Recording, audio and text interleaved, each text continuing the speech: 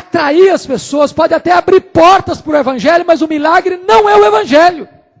Foi no momento em que Pedro se levantou para pregar, e você nota que ele pregou um sermão cristocêntrico, a morte de Cristo, a ressurreição de Cristo, a ascensão de Cristo, o senhorio de Cristo. Antes de terminar de pregar, o coração do povo já estava se derretendo, e o apelo não partiu do pregador, partiu do auditório. Que faremos, pois, irmãos, à vista dessas coisas? E Pedro responde: arrependei-vos, e cada um de vós seja batizado em nome do Senhor Jesus, para a remissão dos vossos pecados, recebereis o dom do Espírito Santo, e esta promessa não é apenas para vós, é para os vossos filhos, para aqueles que estão longe, para quantos o Senhor nosso Deus chamar. A pregação. Não abra mão da pregação em nome de Jesus.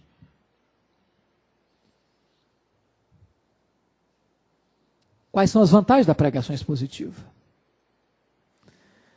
Primeiro, a pregação expositiva dará a você o privilégio de ser fiel, em vez de ser tentado a ser popular. Missão do pregador não é receber um tapinha nas costas na porta da igreja e diz: que beleza. Nosso papel não é que as pessoas saiam felizes com o pregador, mas saiam tristes com seus pecados e dispostas a corrigir a sua vida com Deus. Segunda vantagem da pregação expositiva é que quando você prega expositivamente, você prega debaixo da autoridade do próprio Deus. Assim diz o Senhor. Não é minha opinião, não é o que eu penso, não é o que eu acho. Aliás, o que eu penso e o que eu acho tem valor nenhum, o que Deus diz é que tem valor. E se o que eu penso, o que eu acho, não estiver debaixo da autoridade do que diz o Senhor, então pior ainda. Terceiro lugar, a pregação expositiva, irmãos, é preciosa no sentido de que você não perde tempo. Deixa eu dizer, se eu não estou enganado, todos vocês lidam com isso. O grande drama do pregador que prega toda semana, às vezes 1, 2, 3 vezes por semana, é escolher o que pregar. Chega na segunda, você está pensando, chega na terça, você está mais ansioso um pouquinho, chega na quarta, você já está pegando um livro para folhear, chega na quinta, você já está virando as páginas da Bíblia para lá e para cá, chega na sexta, você já está desesperado procurando um livro de esboço para ver se acha um bom, chega no sábado, você já está com gastrite. Você gastou esse tempo todo para pensar, ou para decidir, ou para escolher o que pregar. Se você tivesse um planejamento de pregação expositiva, livro por livro, chegou na segunda-feira, você já sabe o que você vai pregar, você gasta todo o tempo preparando o que pregar e não para decidir o que pregar. Faça isso. Você não precisa ser exaustivo, como Mark Lloyd Jones, que prega vários anos em Efésios e mais anos ainda em Romanos. Se você fizer isso, não vai funcionar.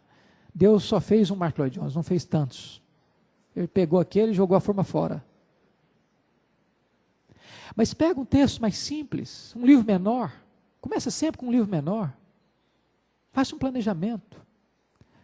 Prega aquele livro todo. Você vai perceber que a igreja vai ficar empolgada com isso. Outra vantagem da pregação expositiva é que ela gera erudição no pregador e também cultura bíblica na igreja. Irmão, uma igreja que está acostumada com a dieta de pregação expositiva, ela não tolera mais qualquer coisa. Ela pegou gosto pela palavra de Deus. Outra vantagem, a pregação expositiva evita você de ficar preocupado com os milindres. Quer um exemplo? Pense se você tem uma congregação pequena, e aí você tem um líder da sua igreja que está com um problema lá, briga com a mulher, separa da mulher, separa, não separa, e aquela confusão toda. Aí você chega no domingo à noite, diz: meus irmãos, vamos abrir em Mateus 19, meu assunto hoje é divórcio. Aí o líder já vira a cara para você, já torce o nariz para você, e no meio do sermão ele se levanta e vai embora. Diz: o pastor está pregando sermão carapuça para cima de mim, eu não aceito isso. Se você estiver pregando expositivamente, no domingo passado você acabou de pregar o capítulo 18 de Mateus, domingo que vem ninguém espera que você pule o capítulo 19. Você vai pregar o capítulo 19 que vai tratar de divórcio. Não tem milindre, não tem carapuça, não tem constrangimento. Então, quando você prega expositivamente, você também tem a bênção de oferecer para o povo uma dieta balanceada. Senão você fica igual aquele menino que recebe uma caixa de bombom, fica catando só os bombons da sua preferência. A Bíblia diz que você tem que pregar todo o conselho de Deus. Eu já percebi que se eu não pregasse expositivamente, livro por livro, alguns textos eu jamais pregaria sobre eles. Por exemplo, Neemias capítulo 11, Daniel capítulo 11, os capítulos 11 são os mais difíceis. Você pularia. Mas quando você está pregando o livro todo, você não pode pular. E você vai perceber que debaixo daquele terreno aparentemente duro e árido, existem riquezas ali embaixo que precisam ser exploradas. Então pregue, e pregue expositivamente. Agora eu queria, nesses 15 minutos que me restam, dizer para vocês qual é a essência do sermão expositivo. Vocês poderiam sintetizar o sermão expositivo em 3 verbos. Se vocês guardarem esses 3 verbos, vocês guardaram o que é um sermão expositivo. O primeiro verbo é ler. Segundo verbo é explicar. Terceiro verbo é aplicar. O que é pregar expositivamente? Primeiramente, ler o texto. Ler o texto. Por que isso é importante? Você já ouviu algum pregador que ele sobe para o púlpito para ler o texto e ele atropela o texto? Ele lê o texto atabalhoadamente, engolindo vírgulas e pontos e etc, etc. Qual a conclusão que você chega se você estiver sentado para ouvir o sermão e o pregador chega no púlpito e lê o texto e não consegue nem ler o texto direito? Qual a conclusão que você chega? O pregador não conhece nem o texto. Ele não leu o texto. Se ele não leu nem o texto, quanto mais preparar o sermão. Ele está passando a seguinte ideia para o povo: olha, o que é importante aqui não é o texto, é o que eu tenho para dizer depois que eu atropelar esse texto aqui. Deixa eu lhes dizer uma coisa: a parte mais importante do sermão é o texto. Porque o sermão só é sermão se ele vai explorar o texto. Então, se você vai pregar um sermão, procure ler esse texto 5, 10, 15, 20 vezes, se possível decore o texto. Leia o texto em voz alta, leia o texto para você escutar. Dramatize o texto. Se o texto é um diálogo, deixa transparecer essa ideia de que é um diálogo. Mude a entonação da voz na medida que você mudar de personagem. Torne a leitura do texto relevante para o povo. Quando você se levantar para ler o texto, as pessoas já vão chegar à seguinte conclusão: esse camarada leu o texto, esse texto entrou nele. Segundo verbo, explicar. Irmãos amados, pregação é explicação da Escritura.